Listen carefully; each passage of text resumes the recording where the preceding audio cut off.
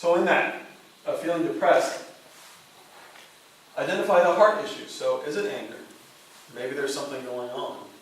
And so as you're listening to them, as you're listening to their story, as you're listening to them complaining or talking about different things, maybe there's some anger going on inside there. Maybe it's anger at self, where it's just like, I can't do anything right, or things like that. Maybe there's some fear, just feeling afraid of something. And it kind of moves a little bit towards the anxiety with that. But maybe they're afraid of being rejected by someone else because they've already been rejected, kind of thing. And so they don't want to put themselves out there, and so they stay at this darkness as my closest friend. Maybe again, there's failure and shame. Failure for not meeting up to certain standards, or they did something wrong, or they lost a job and can't provide for the family anymore, or whatever that might be. Even failure at marriage at times too. Like, I failed, we're divorced now, and that's what they're feeling. They're feeling shame about that because, when you're a Christian, oftentimes that can be looked down upon if someone's going through a divorce. Like, oh, I can't believe they'd be divorced, and God doesn't like that, and kind of thing. But at the same time, not everything is neat, clean, and tidy either. And so yes, there is that, but it doesn't mean that they're not going to be feeling that for going through that. Guilt and standards, which we kind of talked about before, with the anger at self. So sometimes it's this: sadness plus anger equals feeling depressed. That's kind of we'll call it the chief definition of being depressed. But sadness plus anger. So asking the questions, what reveals, asking the questions to reveal what's going on inside of them.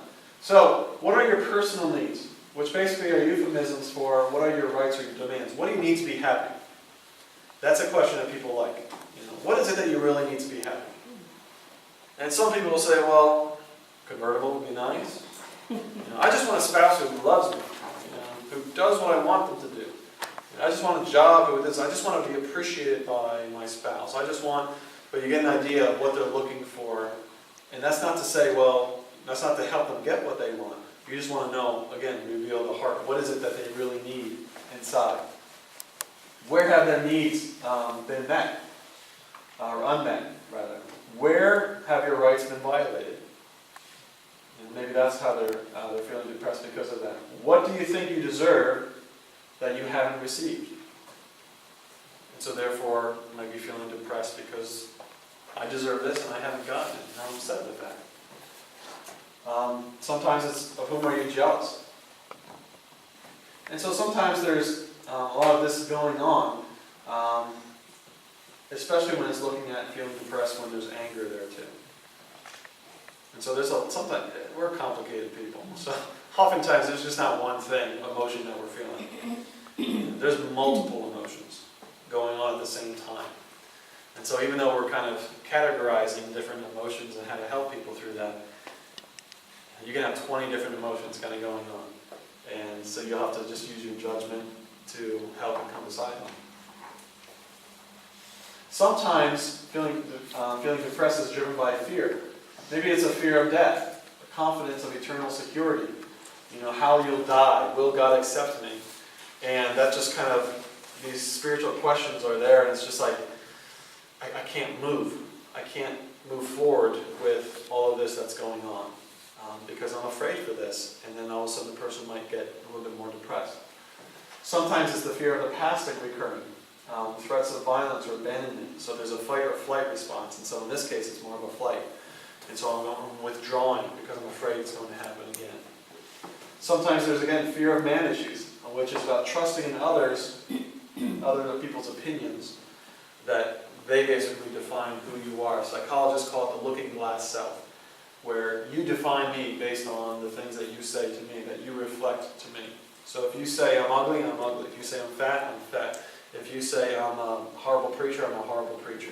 That kind of thing. So you basically take their words as truth, and then all of a sudden there's a form of feeling depressed because No one likes you. You're not accepted. You're not loved. You're not attractive. You're not, whatever that might be. And that's called Fear of Man Issues. And if anyone ever has any fear of man issues, When People Are Big and God Is Small by Ed Welch is a fantastic book to read. I read that a long time ago, and that really started a whole process in my heart and in my mind about working through fear of man issues. Fear is as unbelief. Sometimes there's a lack of trust in God as well. And so that's some of the things. So sometimes feeling depressed, and if someone's depressed, again, what is depression? What is, when they feel depressed, what is it that they actually need? What is it that they're looking for? What's going to make them happy? Are they angry? Are they fearful? What might that be? Is it that they're holding on to some kind of shame? And for shame for sin. So there might be sin in depression, but not all depression is sin. I think it's important to see that. Okay? So if you're depressed, that doesn't mean you're sinning because you're depressed. That doesn't mean that at all. Actually, it really does not help a person that's struggling with feeling depressed to say, you're sinning when you're depressed. Stop it. That doesn't work. But there might be some sin involved in there. So fear of man could be one of those things of saying, well, I'm trusting in other people, not trusting in the Lord. So I just want to move and trust into the Lord with that. So are they shameful for a sin that they've done? And if so, okay, we lead them to the cross. But or is there something else going on? Here's another thing. Is it sin shame, again, shame for a sin, or is it victimization shame? Victimization shame is this, is when you are a victim of someone else. And so oftentimes you see this with those who have been raped, with those who have been sexually abused, because they were victims of another person. And so therefore they carry that shame with them, as saying, yes, I was sexually abused or physically abused, and it's a shame that's in my life that I carry with me. And the cross even covers this as well. And so there is no shame for something that has been done to you, even though that might be carried with you. But the cross does reach out and speak to those as well, because Jesus himself was abused, and he carried all of that to the cross too. Is it true sin, or is it perceived sin? So, let me give an example. I don't think I gave this other weeks, but when I was an elder years ago, don't think of me differently here, that we did a baptism at the Fransek's house. And so we, as an elder, it was something that I really needed to be there, but honestly, I was just completely exhausted. I had an exhausting day, an exhausting week. I just want to stay home and do nothing. I didn't want to be there. I was like, I don't want to go there, and my heart was just not quite right there. So my wife asked me, she's like, how are you doing? And I said, well, I don't want to go. I just really don't. I will, but I just don't. And so we went anyway, because that was my responsibility to be there, even though my heart was not right. And I said, I just want to relax and chill and just talk with some friends, and that's pretty much what I did. I did exactly what I wanted. And then my wife comes up to me about halfway through, and she says, are you having a good time? And I said, yeah. And she said, okay, I just want to find out, because I'm watching the kids. So immediately, this thing started rising up in me. And it wasn't pretty. And this thing was called anger. Because here was my wife coming to me and basically telling me that I'm being a bad dad because I'm not watching my kids. And I start to justify, like, I see the pull there, I'm not worried about that, I'm just, all of that. And I'm starting to seethe inside. And I make a decision. I'm not talking to her for the rest of the day. And so that's exactly what I start doing, because she disrespected me in front of all of these people. And then a thought occurred to me. Fred, you're a counselor. What would you tell your people to do? And I said to myself, I would tell them to ask what the other person meant, because maybe you perceived it wrong. So that's what I did.